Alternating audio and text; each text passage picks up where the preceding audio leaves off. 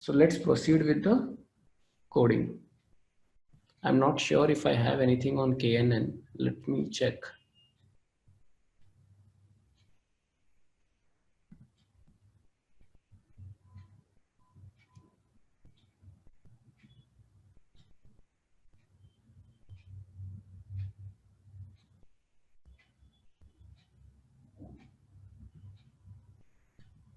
Yes, I do have something on KNN, but if you notice, this is the one which is a combination of all the classifiers which I'm using here. See, if you notice, I'm using logistic regression, random forest. I can also use decision tree also. I'm using the same data set from Skill-Lync from one of the data sets. And then I'm using support vector machines. And then I'm using KNN also. So let's do one thing. Let's take this SVM, the one data set which we have used yesterday, and on that, let's apply KNN. Okay. So for KNN, we have to take import neighbors in Skill-Lync. From neighbors, we have to import K neighbors classifier. So let's do that quickly.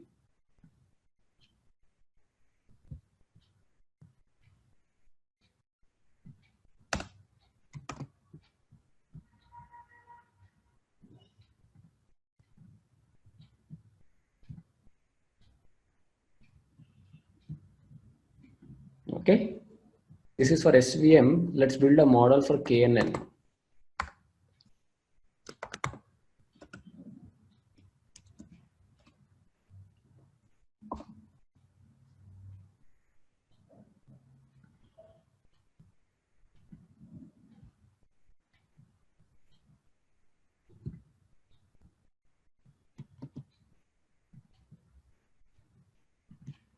Let's start with the neighbors value of 3. Okay. So what we are doing, we are just assigning our K nearest neighbor to the variable KNN. Okay. And then let's print our KNN variable and fit this on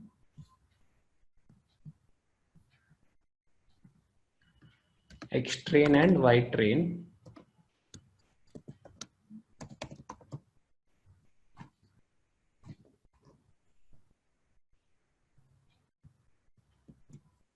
So let me comment this.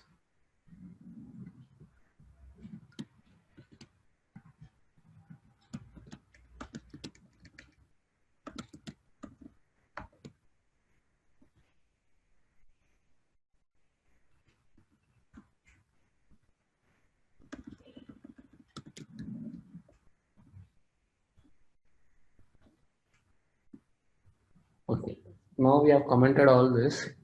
Now let's work only on KNN. So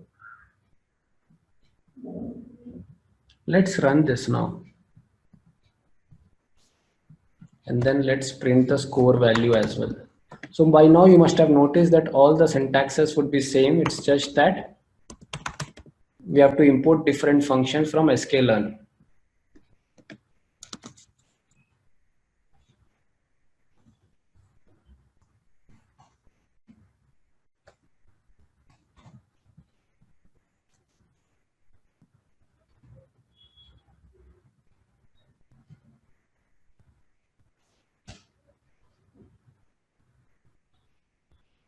So what's wrong with this?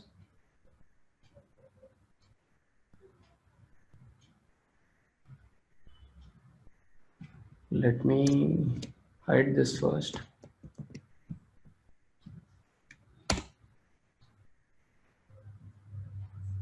Line number 51. What's wrong with this?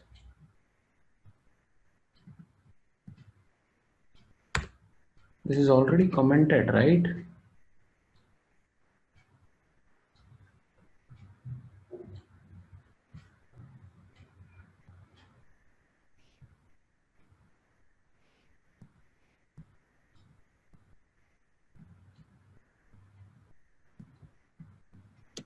Let's build the model and then check what's happening here. Okay, this is correct. Then once I open this, what's wrong here?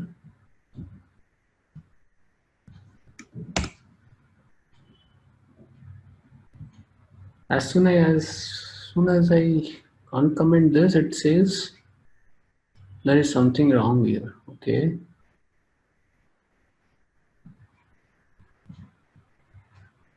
Why is it so?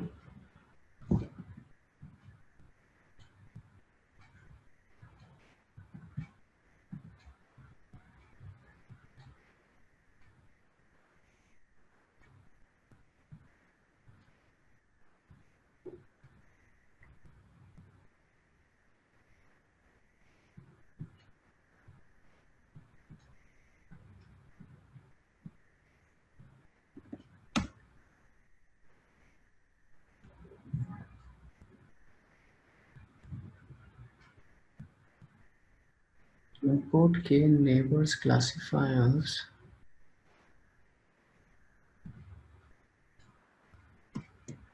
Let's print KNN.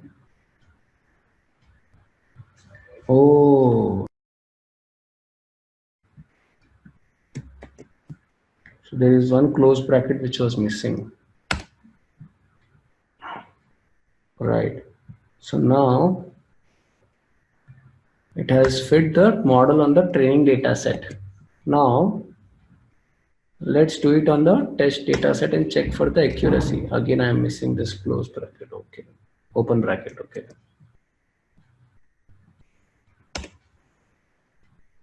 So now the accuracy is again 0.9667. Okay. So now again we know that with the 20% of going into test data, there would be one data point for which we have a misclassification, right? It's quite clear. Now let's change the value of k to 5 and let's check what's happening here. You're still getting same value. But because of this is a very small data set,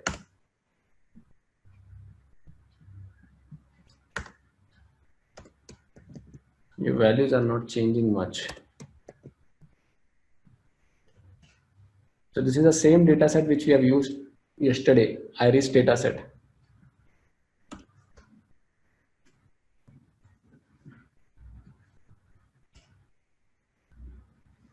So the results are not changing. That means the data is very simple and then it is very good data set what we are having as of now. Let's try with this 0.3.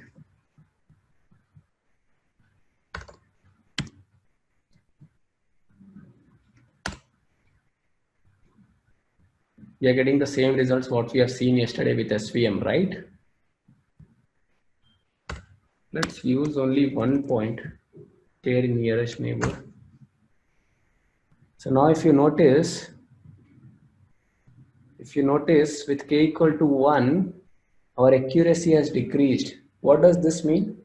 What does this mean? As I told, when the value of k is less, it will create a noise level. It will be impacted by the noise, right? That means, if you remember this, yes, noise, exactly.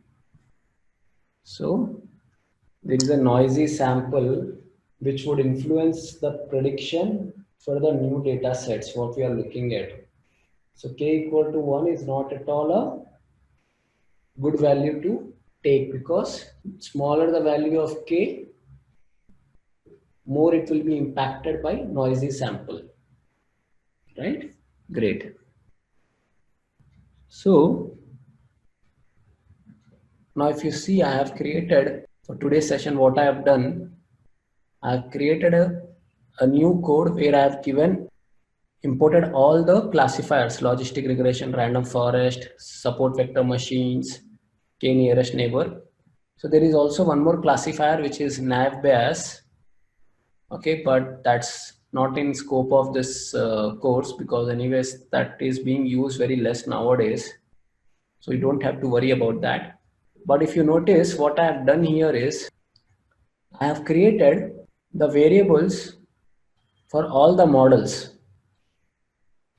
for logistic regression, support vector machines, random forest, k nearest neighbor. Okay, and you can also create for decision tree.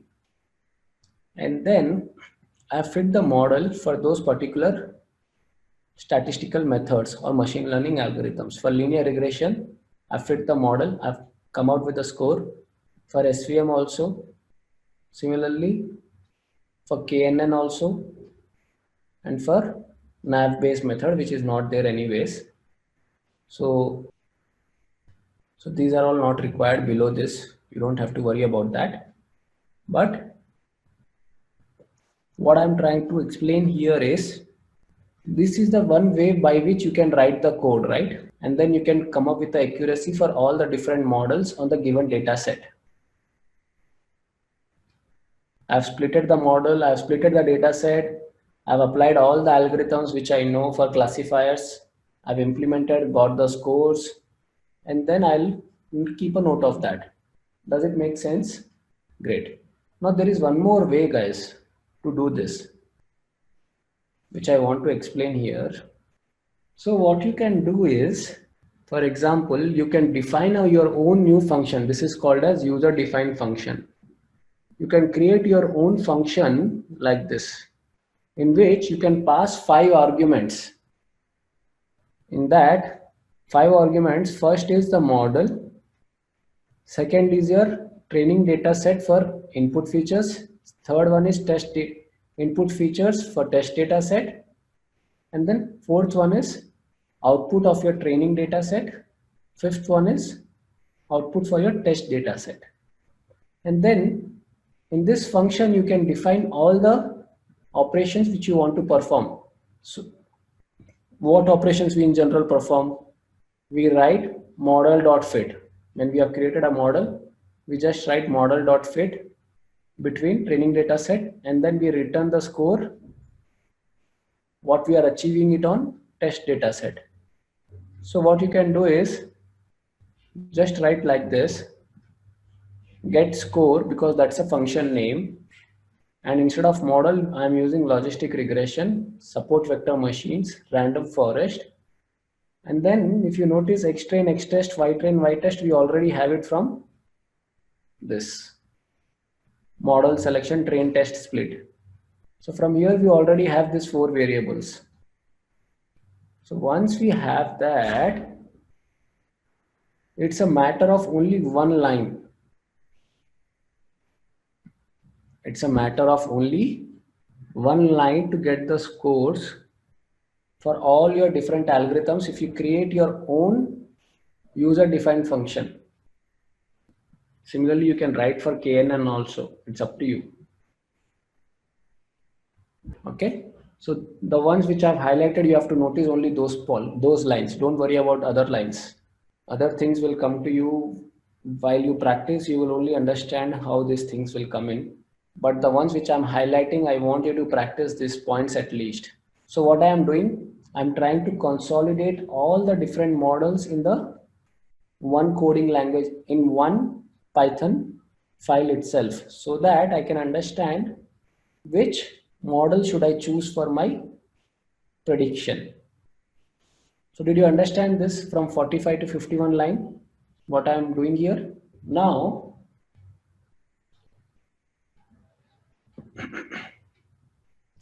you must have noticed that, till now you must have noticed that I write random state equal to 4 or some random values here, 1, 2, 3 or 4 something, right?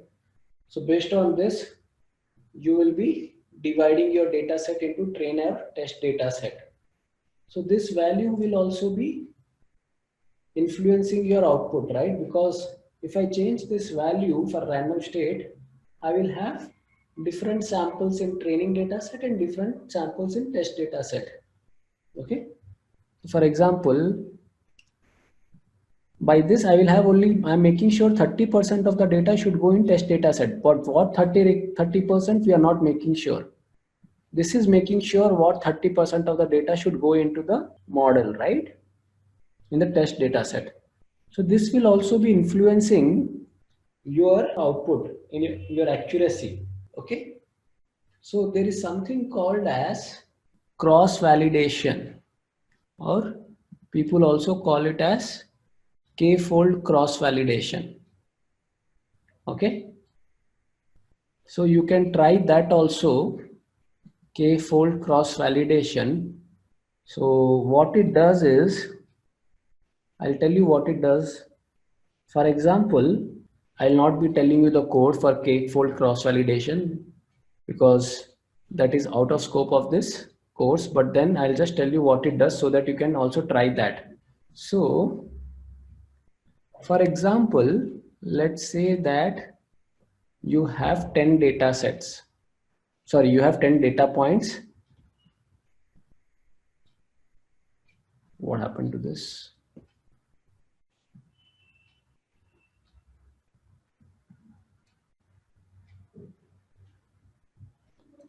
Okay.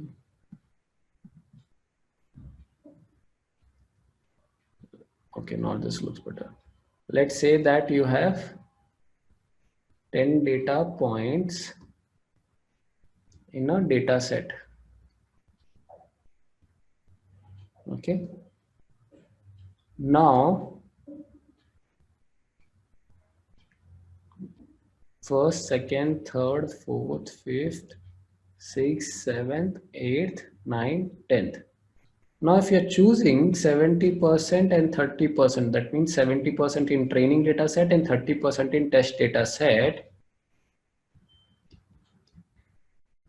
Now, if you remember that random state is the one which decides your what sample should go under training and test data set.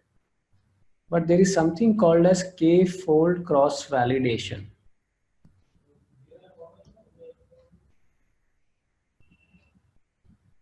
So what it does, let's say if you're taking the value of k as 3. So it's like a cross validation, okay? So let's say if you're taking the value as say 3, then what it does, it will create 3 different, based on the 70-30% ratio, it will create 3 sets of training and test data sets. The first, for example, if say first, let's say that first set, let's say that there is a first set in this 3 sets, k-fold, first set, second set and third set. Let's say these are the sets, okay? So what it does, it will consider these 3 as your test data set in your first set. In the second set, it will consider these 3. In the third set, it might consider other 3. So this is how it will work. So in short, it will try to make sure that in 3, it's actually trying to cross validate your model. And then on these 3 different models, your 3 different data sets of training and test partitioning, your model will be running. Okay. So similarly, for example, ideally, let's say that you have 100 data sets. Now let's say that if you have 100 data sets and if you're using 10-fold cross validation, 10-fold cross validation.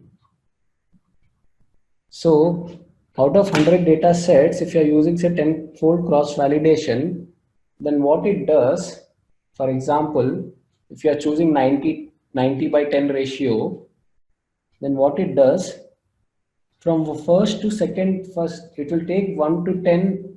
Let's imagine as it is 10-fold cross validation, from 1 to 10 it will make it as test and the remaining 90 as training data set. From 11 to 20 in the second fold, it will take 11 to 20 as test and the remaining as training. In the third fold, it will take 21st to 30th and then it will take the remaining as training data set. Okay. Now, yes, you have a right question. Finally, on which data set will it show the result? Right? So for this, I would say that please try this because I don't want you to give the answer ready-made for all the questions. So please try this and tell me for what data set it will give you the answer. Okay, so you can try this. Anyways, it is not included in this syllabus for this course, but please try this and tell me in the next session for which will be the final result which will be considering. Okay. Yeah, so the point which I was mentioning, yes, finally it will, what data set it will, for which it will show the result, right? So that you can find it out. Yeah, but I think I slightly told something wrong here. So for the k-fold cross validation, it will not consider the ratios, it will calculate the ratios by itself. So you can cross verify it. It will identify, it will split the data by itself. For example, if I have 100 data set and I am using 10-fold cross validation, then it will split the data into 10 groups, and then it will automatically consider one group as test and the remaining as training. And then in second fold, it will take the second group as test and the remaining as training data set. Similarly, for example, if I have 100 data points and I am using 5-fold cross validation, then it will divide into 5 groups. So each group will have 20 data points.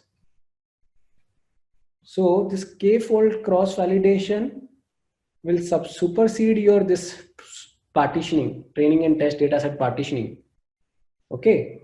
So now each group has 20 data points. So now in first fold, it will consider the first 20 data points as your test and the remaining as training.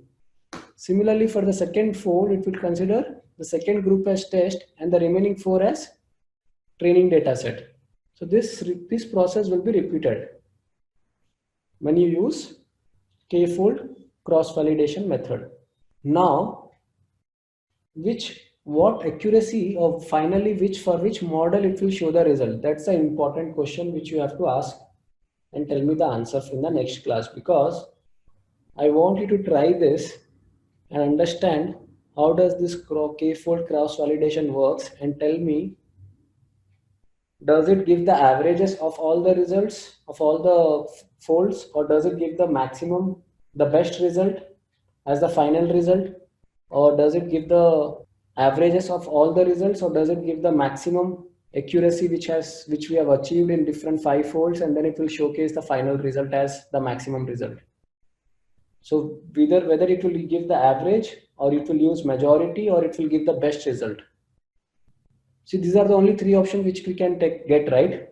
Or we can get some other options. See, for example, for 5-fold cross validation, the result could be either average, or based on the majority ones, or based on the best result, right? Is there any other possibility which we can get in? So please try to find how does this k-fold cross validation works in Python, and then tell me in next class what output will it consider, whether it considers the average, or the majority one, or the best result. Okay, so please tell me the answer in the next class. And this k-fold cross validation is very useful when people tell that our algorithm is biased based on our test results, or the test sample, or the training by test split what we are doing, right? So that we can make sure that our algorithm is not biased based on this partitioning on particular samples, we use this k-fold cross validation. So now these are the simple examples which we have taken. So this thing you have to remember, the k-fold supersedes your partitioning what you are mentioning. Okay, that's the first thing. Second thing, k-fold divides the data set into groups, and then it will evaluate each group separately. First group would be test and the remaining would be training. In the second fold, second group would be test, remaining would be training, so on. So for example, if you have say 10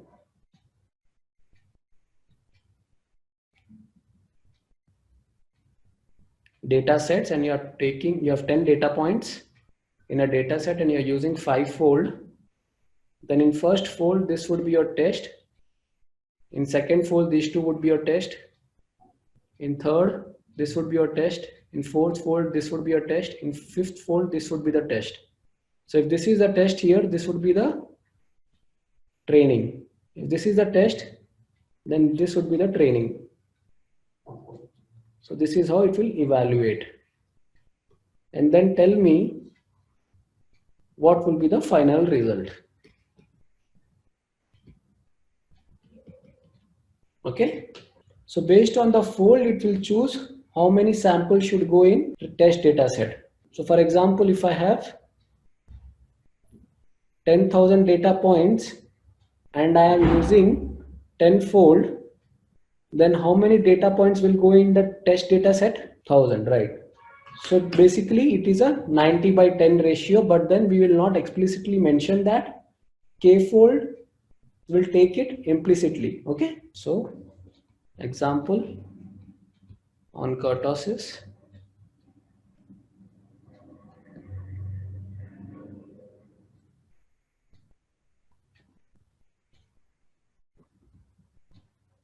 Puzzle, and then coding challenge. See, I know you can write the code, but the code should be optimized one. And then fourth one is final result in K-fold cross validation. So these are the 4 points which I'll be asking you in next session. Okay. And next week we'll be seeing some technique how to, if you have very high number of columns of features, say 100 or 200 or 20, 30, then how to reduce those number of columns. In the next session, we will be looking at those. So that was all from today's session, and then let's catch up in the next week.